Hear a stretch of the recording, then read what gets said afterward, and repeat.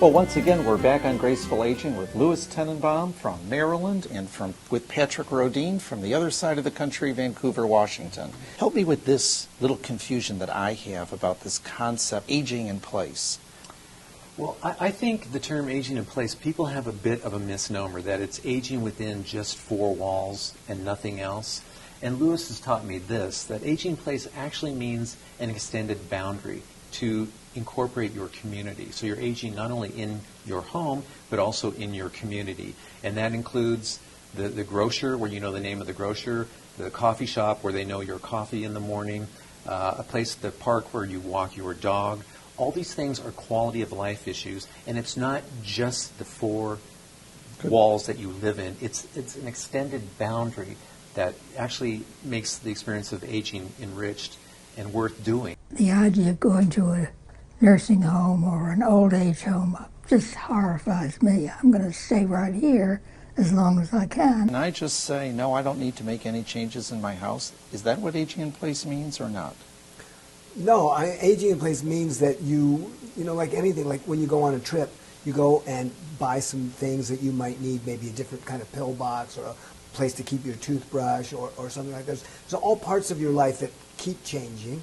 And as it changes, you make adjustments. We all know, Patrick's holding his glasses, we all know it's a little harder to read as you get a little bit older. It's a little harder to see at night on the path to the bathroom as you're a little bit older. So why not get a little light added to the pathway just for that? Okay, so aging in place is really an evolving concept. Very dynamic.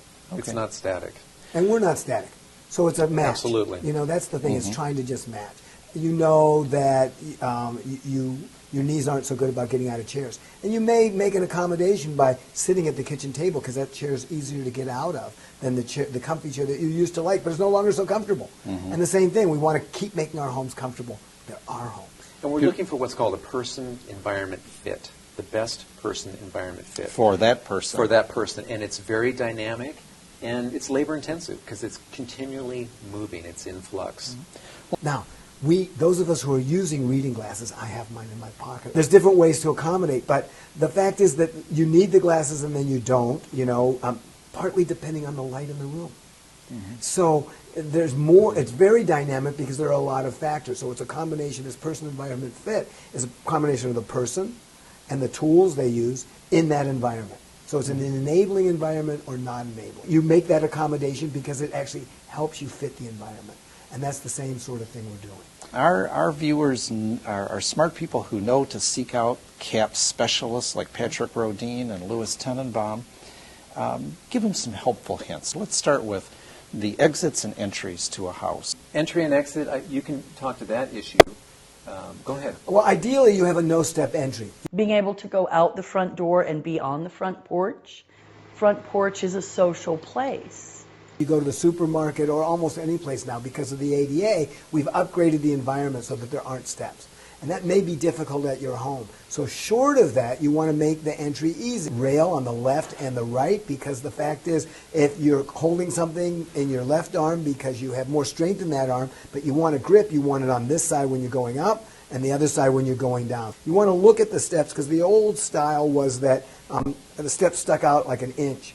And that can now start to trip you. So you can actually just put a little wedge there that allows your foot to glide up over that if it's going a little slowly that day. And put another grip, like put a rail, maybe matching the other rails, that allows you to have a hand grip as you're going up that last step. There are things you can do in a weekend. You can have the son-in-law come over and change out the round doorknobs to lever handles. That can be done in a weekend.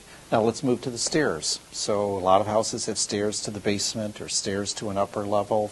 What can homeowners look for, or family members on stairs, to make cost-effective improvements there? Well, similarly, you've got to check the railings, make sure there aren't loose carpets or rugs on the stairs. The lighting is important. If you don't have it, it used to be really hard to get a switch at the top and the bottom if you didn't have it, but now there's these remote switches so you can do that.